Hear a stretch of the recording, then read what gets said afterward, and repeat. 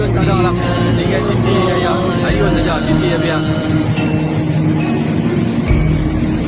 ربي زدني علما نافعا ووفقني عملا مقبولا وهب لي رزقا واسعا وتب علينا توبة نصوحا وتب علينا توبة نصوحا أستغفر الله رب البرايا.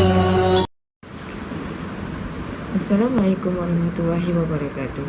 Kepada pensyarah Encik Ismail, nama saya Nur Atika binti Rahiman dan kawan saya adalah Tishani, Hazim Hazli dan Syarul. Kita orang akan menerangkan tentang penerbangan di Gunung Jerai. Adakah penyebab banjir pada tahun 2021? Okey, yang pertama, saya akan menerangkan pasal kronologi. Kita orang akan letakkan dalam kita orang punya report ini adalah kronologi, punca, kesan dan sejarahnya ialah. Saya akan menerangkan tentang kronologi tentang banjir. Okey, saya rasa ramai yang terkejut dengan kes dulu semasa 2021 di Yan Kedah terdapat, kita tahu pada tahun itu di Kedah ada banjir akibat fenomena kepala air yang bermula di Gunung Jerai, iaitu pada tarikh 18 Ogos 2021. Saya rasa semua orang tahu, daripada lagi-lagi orang yang Kedah mesti tahu kawasan Gunung Jerai itu adalah indah, cantik serta damai. Daripada hiruk-pikuk kota dengan sekelip mata, hilang ekoran kejadian bencana ini. Okey, dari terdapat saya search daripada media sosial, saya mendapati beberapa buah kampung di sekitar Gunung Jerai terlibat juga dalam banjir kilat itu. Dan saya dapat baca juga ia telah mengkorbankan 6 nyawa. Saya rasa saya tak pernah dengar lagi dulu 2021 dan tidak pernah berlaku dalam sejarah, dan dikatakan sungai sedia ada yang kecil melebar keluasannya dan menjadi lebih deras berbanding sebelumnya. Okey, kronologinya adalah, bukan nak kata kronologi lah, dia disebabkan kisan limpahan air deras kepala air berkenaan telah berlanda dalam bentuk banjir kilat seumpama tsunami dan telah memenjeri beberapa kampung di sekitar Yan. Okey, yang kita dapat tahu juga, banjir kilat yang terjadi di Gunung Jerai ialah banjir kilat yang telah meragut 3 nyawa akibat kesan fenomena kepala air dari kawasan peringinan air terjun Seri Perigi di Yan Kedah yang melanda di sekitar kawasan kaki Gunung Jerai. Itu bukan kesan daripada pemalakan yang diuar-uarkan. Okey, sebenarnya dia adalah, kita boleh dapat lihat dia ada enam yang meragut nyawa. Yang saya dapatkan baru 3 sahaja yang 3 maut, 3 hilang. Tapi saya tak tahulah sampai sekarang mananya. Maybe dah jumpa tapi kita tak dapat tahulah. Okey. Banjir di Gunung Jerai itu kejadiannya dalam jam 5.30 petang. Air hujan dalam kuantiti yang banyak, biasanya dalam tempoh 10 hingga 15 minit berada dalam alur sungai namun tidak terkeluar daripada alur itu. Ia dipanggil kepala air. Biasanya paras air meningkat beberapa meter sahaja. Boleh dikatakan itu fenomena lebih tepat bagi merujuk kepada kejadian tanah runtuh yang berlaku ekoran hujan ekstrim di puncak gunung itu. Okey, sekiranya hujan lebat ini, terutama hujan di kawasan puncak gunung menyebabkan limpahan air sungai sehingga membawa halangan kayu dan pokok sepanjang laluan air sungai. Sekian, terima kasih dari saya. Nama saya Tishani. Saya ingin membentangkan tentang kesan-kesan pembalakan haram. Kesan pembalakan haram di Malaysia adalah flora dan fauna diancam kepupusan. Apabila pembalakan haram dibuat di hutan simpan yang telah digazet untuk pemeliharaan flora dan fauna, gejala ini telah memusnahkan habitat haiwan dan tumbuh-tumbuhan. Pembalakan haram lazimnya berlaku di kawasan hutan yang dalam agar tidak dilihat oleh orang awam dan juga penguatkuasa. Lokasi tersebut pula adalah di mana haiwan dan tumbuh-tumbuhan hidup dengan baik kerana jauh daripada populasi manusia. Sebelum menebang kayu-kayu balak, mereka perlu membuat laluan masuk dan keluar untuk jentera berat mereka. Bukan sahaja kayu balak yang haram diambil, tetapi juga kawasan sekitar yang dimusnahkan untuk memberi laluan kepada kegiatan haram ini. Kesan seterusnya adalah mengurangkan kawasan tadahan hujan. Negara kita yang terletak di kawasan Khatulistiwa mempunyai iklim tropikal di mana jumlah hujan yang turun adalah tinggi berbanding negara lain. Maka, pokok-pokok yang bertaburan di hutan menjadi kawasan tadahan air hujan dan mengurangkan risiko banjir kepada kawasan yang rendah dan berdekatan sungai. Pembalak haram pula pasti akan menebang pokok yang berdiameter besar dan berusia di mana akar dan rimbunannya memberikan fungsi terbaik untuk menyerap air hujan. Selepas pembalakan dibuat, hujan yang turun akan terus meresap ke tanah sehingga mengakibatkan tanah runtuh. Jelaslah bahawa kawasan tadahan hujan merupakan kesan buruk daripada kegiatan pembalakan haram. Akhirnya, pembalakan haram akan meningkatkan suhu bumi. Aktiviti menebang pokok secara haram dilakukan. Proses penanaman semula tidak dilakukan kerana mereka membalak secara haram. Kesannya, bukit bukau yang ditarak akan terdedah dan jumlah pokok akan berkurangan. Perkara ini menyumbang kepada peningkatan kandungan karbon dioksida di atmosfera bumi kerana tiada pokok untuk menyerap gas tersebut. Secara langsung, suhu bumi akan meningkat dan seterusnya mengakibatkan glasier di kutub utara dan selatan untuk mencair dan meningkatkan paras air laut. Kesan daripada peningkatan paras laut pula akan menyebabkan hakisan pantai yang teruk kemudian menenggelamkan kawasan-kawasan persisiran pantai. Kesan berganda ini hanya bermula daripada kegiatan membalak kayu hutan demi keuntungan sendiri, tetapi akhirnya merugikan ramai pihak yang lain. Okey, Assalamualaikum. Saya nak menerangkan tentang punca berlakunya banjir Gunung Jerai. Okey, punca pertama yang saya dapat daripada kes ini ialah berlakunya banjir yang teruk pada kawasan itu akibat hujan yang terlampau lama. Mengikut media, sekitar 1 jam berlaku hujan di sana, itu akan menyebabkan berlakunya akan menaikkan paras air serta peningkatan kuantiti air pada tanah yang akan menyebabkan berlakunya punca kedua yang berlakunya banjir di Gunung Jerai ini ialah kepala air atau dikenali sebagai arus yang deras lah, berlaku akibat limpahan air yang berlaku akibat di atas gunung sana.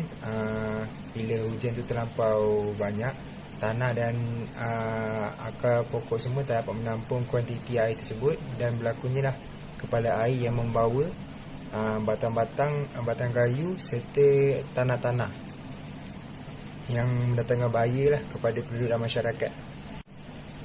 Punca yang ketiga saya dapat daripada kes ini ialah pembangunan yang tidak sistematik. Sebagai contoh, aliran air yang berada di bangunan tersebut tidak berjalan dengan baik dan akan menyebabkan limpahan air serta berlakunya tanah kelembapan tanah yang akan menyebabkan banjir serta boleh berlakunya tanah. Poin yang keempat atau punca yang terakhir ialah penebangan pokok oleh pihak ataupun penebangan hutan oleh pihak yang tak bertanggungjawab secara berleluasa. Ini akan menyebabkan berlakunya apabila hujan itu turun, pokok-pokok yang berada di kawasan tersebut tidak dapat menyerap air tersebut, lalu membuat air itu melimpah serta membawa tanah-tanah itu turut menjadi banjir yang bahayalah untuk masyarakat atau kita boleh kenali sebagai kepala air lah. Itu poin saya yang terakhir. Okey, terima kasih.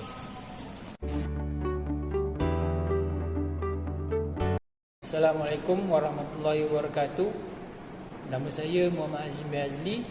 Nombor matrik 24 DTP WF 2009. Saya akan menerangkan tentang sejarah Hamka.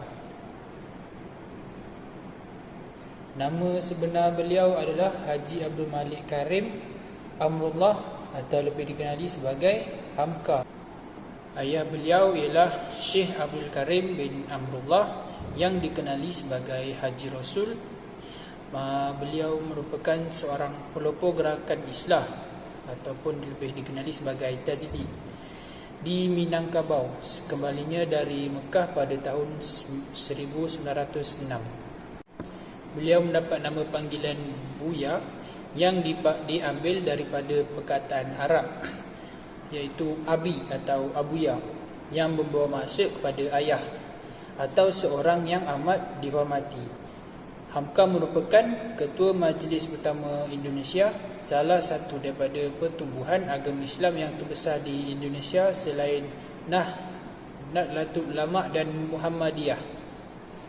Sewaktu zaman penjajahan Belanda, Hamka merupakan Ketua Editor Majalah Indonesia seperti Pedoman Masyarakat, Panji Masyarakat dan Gema Islam. Gunung Jerai setinggi 1217 meter 18 Ogos lalu menarik perhatian seluruh negara bersebab dengan amukannya yang telah memakan 6 korban nyawa. Dalam sejarah pengislaman Raja Kedah Tua, Praong Mahawangsa pada 1136 Masihi oleh seorang ulama dari Yaman, Syekh Abdullah Al-Kumairi. Diceritakan bahawa sebuah menara azan telah dititahkan untuk dibina di puncak Gunung Jerai. Gunung Jerai suatu ketika dahulu telah dipisahkan daripada tanah besar Kedah oleh sebuah selat purba yang kecil. Selat ini merentasi kawasan sungai di Bedong, kemudian tembus masuk ke dalam anak-anak sungai di utara sekitar gurun dan gua Cempedak. Di dalam hikayat Merong Mahawangsa dikatakan bahawa selat purba yang memisahkan Gunung Jerai dengan tanah besar wujud sehingga zaman kedatangan Raja Merong Mahawangsa. Suluk adalah sistem latihan kawalan kerohanian yang digunakan bagi tujuan untuk mendekatkan diri kepada Tuhan. Semasa bersuluk, seseorang itu mengasihkan diri daripada orang ramai. Bila dia tidak ada bersama orang ramai, maka mereka terselamat daripada gangguan yang mungkin datang daripadanya, dan juga dia terselamat daripada gangguan yang mungkin datang daripada mereka. Maksudnya, kalau jauh daripada manusia, takkan berlakunya masalah atau peperangan. Pengasingan tersebut boleh menyelamatkan ahli suluk itu daripada anasir yang boleh merosakkannya melalui ego dan nafsunya. Dalam pengasingan itu juga dia melatihkan diri bagi memperolehi perkembangan kerohanian. Suluk ni fungsi dia adalah untuk melatih diri agar terpisah daripada sifat-sifat yang tercela dan digantikan dengan sifat-sifat yang terpuji. Semasa bersuluk itu, amal ibadat seperti sembahyang, puasa, zikir dan lain-lain dilakukan dengan banyak. Dorongan hawa nafsu dikurangkan dengan cara menyedikitkan makanan, tidur dan berkata-kata. Bila kurang berkata-kata, hati menjadi tidak lalai dan mengingat Tuhan. Okey, bersuluk ni dia ada adabnya. Dekat sini ada 6 tata tertib ataupun 6 cara ataupun 6 okey. Yang pertama ialah niat, mengikhlaskan kasih kepada Allah Subhanahu Wa Taala dan melakukan ibadat semata-mata kerana Allah. Itu iaitu niat dirilah. Okay, yang kedua, amal ibadat yang dilakukan hendaklah sesuai dengan peraturan yang ditentukan oleh syariat. Tidak boleh mengubah sehingga bercanggah dengan syariat. Kena ikut Al-Quran dan hadis. Salik perlu melepaskan ilmu-ilmu yang boleh melalaikannya dan boleh menarik cita-citanya kepada yang selain Allah Subhanahu Wa Taala. Ilmu-ilmu seperti ilmu kebal, ilmu pengasih, ilmu menarik harta dari bumi, ilmu yang berkait dengan kadam dan yang seumpamanya hendaklah dilepaskan kerana ilmu yang demikian menutup mata hati. Salik ini adalah orang yang ingin bersuluk. Orang yang ingin bersuluk dipanggil salik. Okay, yang keempat, ketika menjalani amalan suluk, fikiran hendaklah dibebaskan daripada memikirkan dengan mengangankan sesuatu yang di dalam dunia. Maksudnya semasa bersuluk ni dunia hendaklah dilepaskan. Kita hanya fikir pasal akhirat, pasal amal ibadah kita, pahala dosa kita. Pasal dunia ni kita kena biarkan, tak payah fikir langsung. Yang kelima adalah hati hendaklah dipisahkan daripada sifat-sifat yang keji seperti sifat haiwan, syaitan dan dorong hawa nafsu. Contohnya A'udzu billahi minasy syaithanir rajim. Perkara-perkara tersebut tak boleh ada dalam hati. Bismillahirrahmanirrahim. Memenuhkan masa bersuluk ni dengan kegiatan yang mengingatkan Alhamdulillahi Rabbil Alamin. solat, puasa, Ar-Rahmanir Rahim. dan lain-lain. Malik Yawmiddin.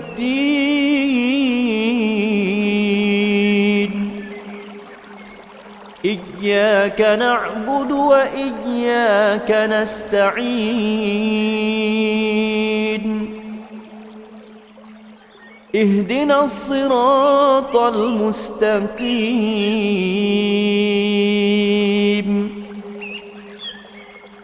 صراط الذين أنعمت عليهم غير المغضوب عليهم ولا الضالين.